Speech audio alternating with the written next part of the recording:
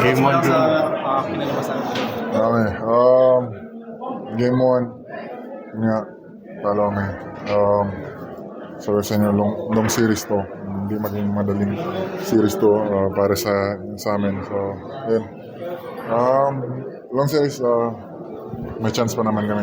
Malayo pa yan. So, kailangan namin mag-bounce back. Kailangan namin mag-regroup. Yung mga nagulat ka ba sa rotation na ginawa ng TNT? With Henry, Brandon, Kelly, Kobe, lahat sila halos sa'yo. Tapos yun yung yung bigs nila, tumitira sa labas, yun yung dami nilang na-shoot na threes, and then yun nga, laki ng hinabol namin nung first half. Talo kami sa first half, pero panalo kami sa second half. Kaya, ayun.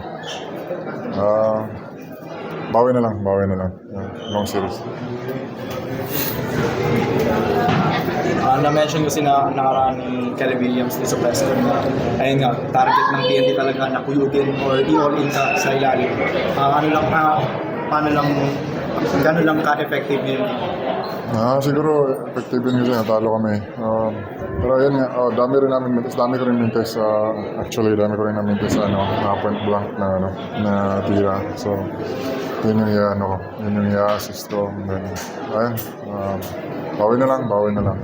Long series. Game 1 pa naman.